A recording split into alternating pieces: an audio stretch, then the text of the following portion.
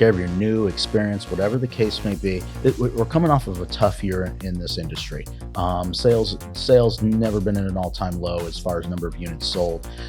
Combine that with the total number of agents that are in the business, and it's been difficult for a lot of people. Yeah. So I want we're at the end of the year right now. I want out of the box, hey, we're going to develop the business, kind of recharge ourselves.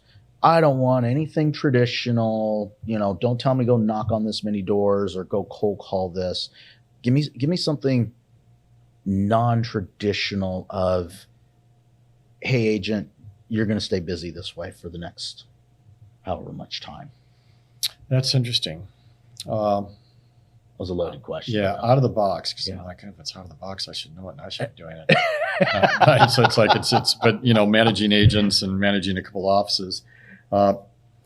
So it's weird because I almost feel like some of the out of the box answers that I would give you are your traditional of what nobody does do. Okay, let's hear it. And so I'm going to back this up to a business plan. Okay.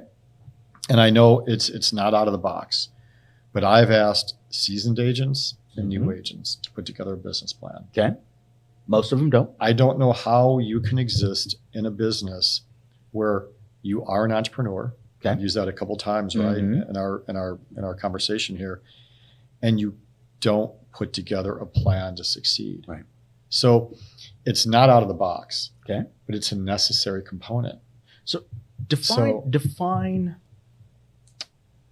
a business plan, because I think a lot of people get overwhelmed with, business plan. And especially if you look it up with some of these coaches, here's the 97-page thing that's going to take me 3.5 months to get through if I can remember what I wrote on page 1. So I think it all has to come down to what your goals are. Okay. So again, my goal is to find out what kind of business do you want to do. Okay. Now, if you come to me and you say, hey, Tim, I am part-time and I only want to do a certain amount of, I only have a certain number of hours. So the thing that I'm looking for is how much do you want to make? How many hours are you going to put in per week? Okay. And then from there, so let's assume I'm a full-time agent. Hey, I want to make a living at this. I need to make my 6 figures every single year, be comfortable at this. This is how I put food on the table. I've got a monthly budget of, we'll call it $5K I can use a month, all in as far as expenses and things like that I've got to work with. And, it's the end of the year. I just came off of a tough year. I need to make a change. What's it look like? So are you talking $5,000 for marketing expenses or $5,000 for living expenses? No, $5,000 all in for my marketing expenses that I have to give back to this business every single month. So that gives you a decent amount of money to actually play with. I think that people. Well, let's make it difficult. Okay. So let's change that to 500. Okay. So 500, I'm going to sit down and again ask you how much money you want to make that year. I want to make 6 figures. Okay. So you want to make $100,000. So I want to take home six figures. Okay. Then we're going to have to talk about what your cut is and everything else. So, and your E&O and what have you. So you want to net 6 figures. Correct. So again, I'm going to come back to where is the business going to come from? Okay. Now, do you have an idea of where your business is going to come from? Absolutely. 6 figures. Okay. And where is that? My friends and family. Your friends and family. How are you targeting them now? Okay. So let's assume we had all these conversations and I want to make it fair because I know the answers. Right. So of how I should be targeting them. Right. So it's hard for me to role play this out and make something up. Okay. So let's pretend that you don't. So here's where I try and get to with the agents is it takes a certain number of transactions closed to get to your goal. Okay. I mean, it's the most basic of everything, absolutely. Right? Absolutely. So how much prospecting do you have to do to get to those transactions, right? So how many prospects are you going to have? How much prospecting do you have to do just to get a lead for a buyer or a lead for a seller? Gotcha. And we start breaking that down. Okay. what is it going to cost you to do this? Okay. So if you tell me you have a geographic farm, Mm-hmm. and we've talked about this, and it's 200, which I think is a good size farm, Okay. or 100, whatever it is. So the data again, and studies come back to show that direct mail works. Yep. You have to do it correctly. Mm-hmm. So then my goal is a business plan is we need to figure out what your budget is, how many hours you're going to work, and what that prospecting is going to look like across different avenues. Are you going to cold call? No. If you're not, you're out. Okay, so we're not going to do that. Are you going to door knock? If you're not, I prefer not to, but so then are you going to do open houses? Sure. Okay, so then you have to be able to find people that are going to allow you to do open houses within the brokerage. Right. Right now, there's not a lot of inventory. Right. So let's talk about the reality of that. So prior pandemic, I was doing open houses every weekend. Right. Love to do open houses. And Different. you had mentioned the word introvert earlier. I describe myself as an extroverted introvert. Okay. I'm on until I'm not. Gotcha. Right. So I can be at a party and just go, hey, I'm done here. I'd rather go home and read a book. Okay. I'm not big into small talk. No, I get anxiety. Right. Going just driving to the party gives me anxiety. Oh my gosh. Yeah. See, you do not strike me that way No. at all. You come Total. across self-assured, confident. Oh, I'm kind of an confident. extrovert. I'm 100% confident. I don't want to be there. Confident. I can't wait to go home Yep. on my way there. Guarantee. Okay. So again, coming back to the business plan has to be crafted off of what you are going to want to do. Because if I go down this road and it's like, I'm not going to do open houses, I'm not going to cold call, I'm not going to door knock, then your avenues are, what are you doing to target your friends and family, if that's one avenue? Do you have any relationships with businesses that you can talk to? Love it. Are you willing to get educated to go talk to attorneys about probate or accountants about probate? Because that's an avenue, Okay. right? All there are a right. lot of different ways that you can Right. go if you want to be creative to figure out things that people aren't doing. Right. If you wanted to go talk to companies that do some relocation, and or you have a local company that has a few thousand employees, well, how about doing some home buying seminars for them? Bring in a mortgage person, talk about mortgage, title, Right. what that whole process looks Okay. like for first timers. Okay. You have to be creative to think out of the box if you're not going to do other things. Right. And social media is a part of that as well. So as far as where money is concerned, there are apps that I use that go out to my database every month with a home value. Okay. Right? And you open it up and it says, Nestor, here's what your house is worth. Now, a lot of times it's wrong. Right. If it's an attract housing, it's fairly accurate, Right, within a right. range. So it's not a Zestimate, it's not, whatever. And then it tells you what it shows within the records that it's pulling about how much equity you have. It keeps in front of your clients every month. And it's a digest and they open it up. Right. You can go out to 2,500 or 500 people for $25 a month. Okay. Right? You can do targeted mailers that allow a postcard to come to you with some really kind of funny, cool graphics. Mm-hmm. And you scan on the actual barcode and it's going to give you a home value specific to that home. you. Absolutely. It's not coming to me to collect the lead. Correct. Right? To go, okay, now I'm going to do a CMA. Right. It's coming to you. Right. And then it's also going to show you a heat map of what's going on around you. Mm-hmm. Those are probably $1 a piece. Right. So that's $200. Right? So now you're at $225. So you still have $275 to play with. So what if you decided to do some type of an event, either once a month or once a quarter to be able to put your money towards? Again, thinking out of the box. It's out of the box. What I are like people not doing? All right. What if you wanted to start your own podcast? Not Well, that's a talking silly idea. who would ever do that? I mean, it's like nowadays podcasts are a dime a dozen. Right. Everybody's going to have a podcast. Exactly. My nephew and his buddy, we go back and forth on sports all the time. Mhm. And the other day I said, we're idiots and we should have a podcast. And because we're arrogant about our thoughts on sports. We don't know what we're talking about. Right. So I said the name of the podcast should be Everybody Sucks and So Do You. I like that. And so, right. And they're like, and you know what? And we're going to have, and this is all sports oriented. And he's like, my cousin's buddy replied back and he's like, yeah, we'll have three people watching it, which would be the other three of us. I'm like, well, we're going to have to bribe some, friends and family members. But again, coming back to the business plan, it all is dependent upon what you are and aren't willing to do. Right. Because this industry is somewhat amorphous. I owned a bar and restaurant. I knew what I had to do. Mm-hmm. I knew what it cost me to open up every day. I knew that there was seasonality. I knew I had employee costs, food cost, waste, liquor costs. Right. I had a mortgage. We had all of this was baked in. It was my job to figure out how to be able to market what our product was, right, and to be able to get people coming in through the door. It was more finite. This industry is, I walk into a restaurant, potentially everybody in that restaurant can be a client. That's true. When I was in product sales, I would walk in, okay, well, how many people are here are surgeons and anesthesiologists? Mm-hmm. One? But yeah. And not to deviate off what you're saying, because I don't think I've supplied a really good answer, but the business plan is going to be me sitting down, customizing with each person to actually come up with a plan. I'm laughing because, like, right back to baseball. I was coaching All-Stars, and one of my biggest clients ended up being kid slides into third base, gets thrown out by the umpire, gets pissed off as can be, and is yelling at the umpire. And I got to go sit him down and have a conversation with him and say, hey, you know what? After this inning, we're going to go back and we're going to talk to the umpire, and we're going to apologize and have that conversation the right way.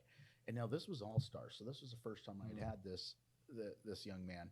And game ended. He went and apologized. Next day, I got a call, and lady calls me up and she says, you're going to this property at this time, and you're going to offer them cash for keys. Have you ever done that?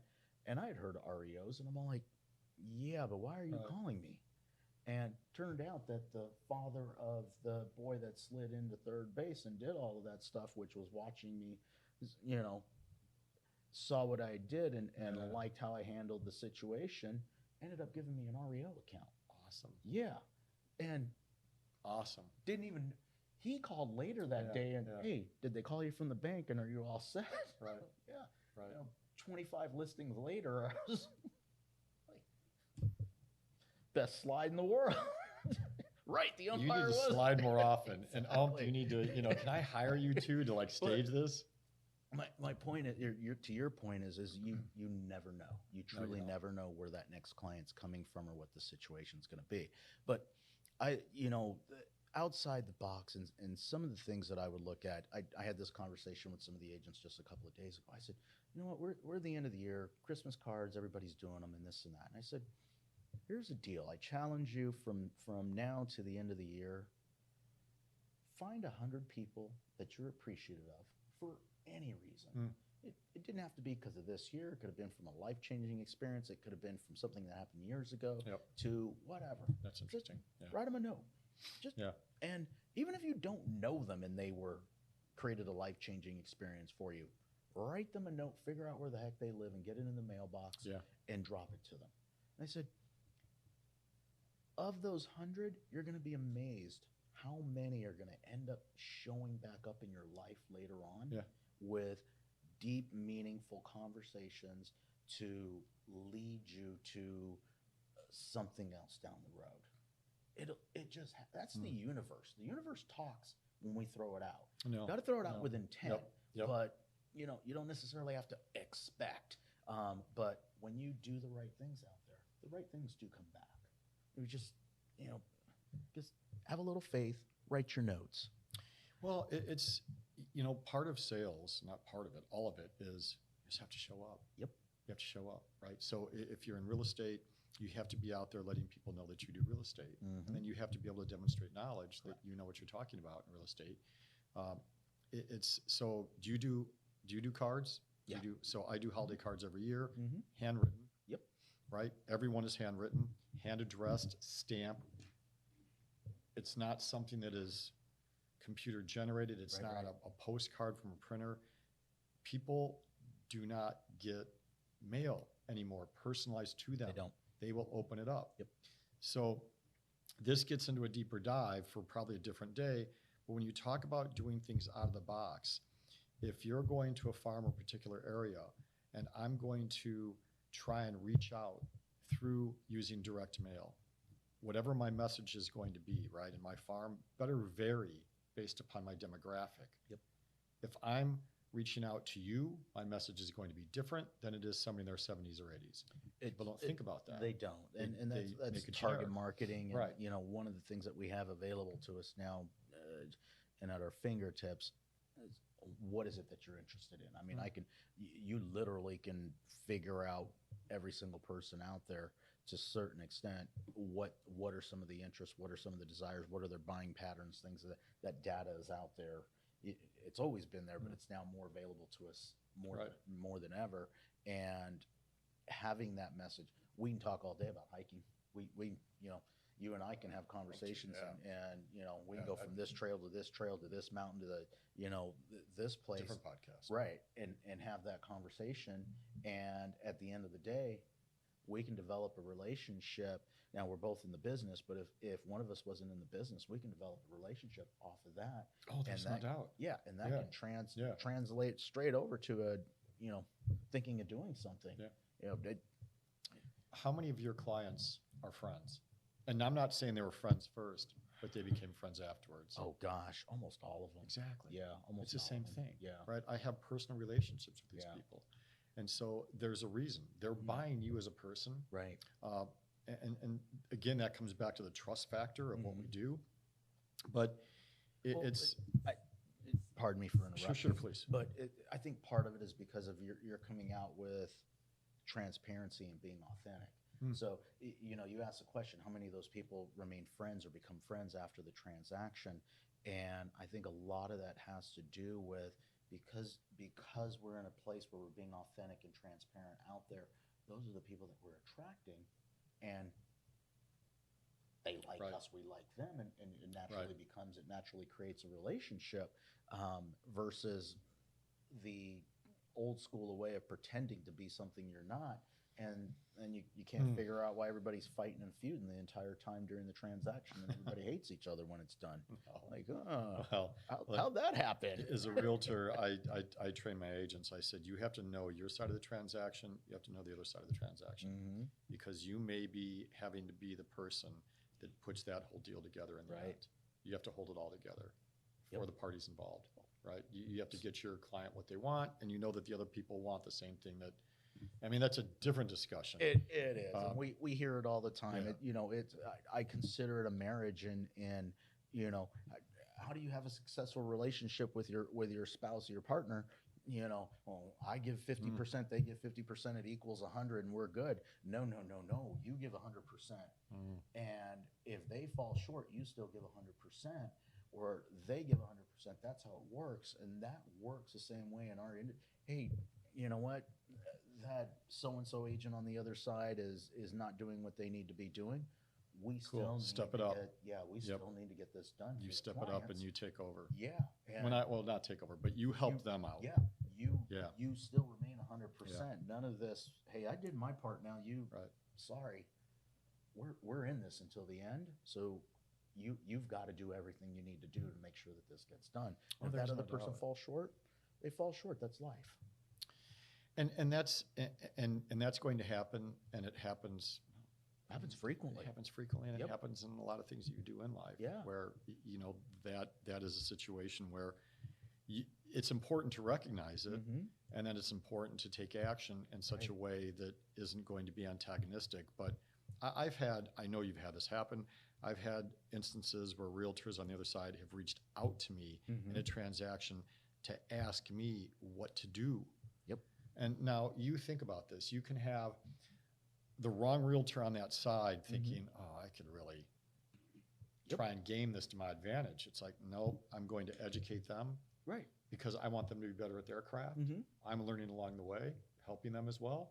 And again, knowing that their seller wants to sell their property to my client. Correct. And I want to help them put that together. Now, and people understand this is not happening at the detriment of, because we have our fiduciary duties to our client, this is not happening at the detriment of our client. And our client is not, you know, we are not doing something to help them to make it worse for our client. But there are times where, hey, this is what's best for everybody. Which is, I mean, it goes back to our code of ethics. Correct. Right. And so if you look at Article 1, it's treating all parties honestly and fairly, and that's out to the general public, but also parties involved within the transaction. So I take that seriously because, again, it's going to come back to benefit you in the future. Right.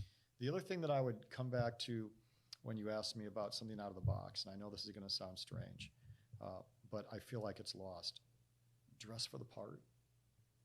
Okay. Now, unless I am some eccentric, crazy successful agent that I'm rolling up in a tracksuit and chains, whatever it is, how I'm dressing, I'm just throwing stuff out there. And I roll up and you're like, all right, that's Tim, but you know what? Tim is connected and Tim can get my house sold, or Tim's going to be able to find me what I want. But how many of those are actually out there? It's no, very few. But dressing for the part, I will say this to it. So we're in Southern California. Yep. And I had this conversation today. I was in a hearing and everybody was wearing a suit and tie, and they had jacket on, tie, dress shirt, and everybody was dressed up. I can promise you, I go 5 miles west of us and go into Laguna Beach or Newport and go to that same hearing. There's going to be people that are dressed casual because that's just that community tends to dress more casual. Yeah. And so, if we're selling real estate in Hawaii, there could be being dressed for the part. We could be overdressed to where we turn somebody off. So I agree with it, but I would also say be careful in, yes, we should dress for the part, but we should be careful in making sure that we're not overdressed, and don't fake it on the whole dressing. You can dress down and still be nice and neat and you can professional. I guess, and I agree with you to a point. Maybe it's my Midwest roots where I understand.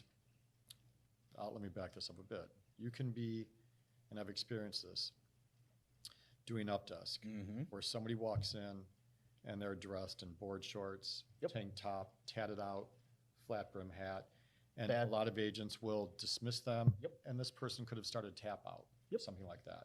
So California is definitely more casual, to where I think, and I could be wrong, but it seems like people in different parts of the country will show their money more, or show their money more by how they dress. But I've always felt this, that if I'm going to show up to represent you, you're going to see me dressed in some decent pants, not wearing shorts, not wearing flip-flops. So I might have on dress pants. I don't really wear khakis a whole lot. And a sport coat, open collar shirt, not necessarily tie. It just depends. I really think that people appreciate that. They do. Because they feel like they're getting a professional. They do. And I can bring this down to a specific moment where I had a client that wanted to put an offer in on a property in Huntington Beach. And it was the second time we were going to view the property, and it was the Sunday after the Huntington Harbor Boat Parade. Okay. And the agent who had the listing was in the boat parade. Okay. Right. So this person shows up literally wearing pajamas. Oh. Now, my client's, he's dressed in a t-shirt, jean shorts, white socks, t-shirt, or gym shoes. But he's the client. And he was so offended that she showed up, rolled out of bed, comes over to meet us to open up the house, and I forget why she needed to open it up versus us. And he talked about that. If I saw him tomorrow, he would still talk about it. That's inappropriate. Right. And I would agree with you there. And or you're rolling into a Tommy Bahama shirt, and I just think without overdoing it, people do appreciate that you would err on the side of caution. And I know I'm beating a dead horse in this, but I just have firm convictions that it never hurts It doesn't. And there are cases, and it's interesting because I don't disagree with you for the most part. There have been situations where somebody's called me and said, hey, can you meet me at this house right now or in 15 minutes? And I preface it. I'm not dressed for the part. I'm underdressed. Yeah, I'm over here right Yeah. now. So Yeah. yes, the answer is, I'm at my kid's birthday party would be an example. But we're about wrapped up and I can meet you there in 20 minutes on my way home. Right. But I'm, Yes. and that should be, Yeah. I did, got a phone call. Come list my house. I want to interview you. Okay, I'd like to meet you this afternoon. I said, sure, I'd meet this afternoon, and I want you to come by and take a look at the house this morning. And I said, I'm sorry, I can't take a look at the house this morning. And she said to me, it will only take a few minutes. And I said, I am prepping for an open house right now. And this was like 9:30 in the morning, and she'd call. I said, I'm prepping for an open house right now, and I'm honestly on my way out the door to go put the open house signs up. Right. And I said, I'm not dressed appropriate to meet you because I'm going to get sweaty putting open house signs out. It's summertime. Yeah. It's 80 degrees already outside. And she said, come over anyway, because where my open house was actually right around the corner from where she was. And I said, I don't think so. And she said, just come over, take a look at the house. And I said, okay. I went over and I took a look at the house after I put the open house signs on. She called me the next day, and I kid you not, I went with somebody else. I didn't like the way you were dressed. Come on. I laughed.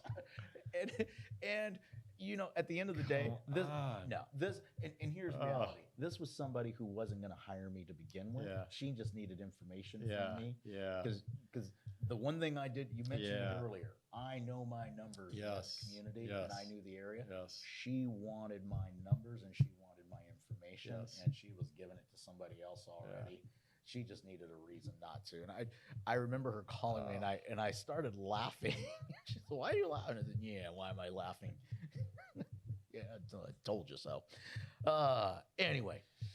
One of the many, Nestor. Absolutely. It's been a pleasure. No, it's been great. Yeah. I appreciate you inviting me on. I feel like I've taken you off in 1,000 different directions with 1,000 different bad answers to things that those hopefully are fairly unoriginal. Hopefully makes the best podcast. It hopefully brings value to the audience. Those of you that are out there that listen to this, we appreciate it. If you've got comments or have questions, I will drop Tim's information down below in the thing. So always feel free to reach out to him if you do have any questions, or if you drop any comments in there, let me know. Happy to hear your thoughts on this. Thank you guys so much. Peace out.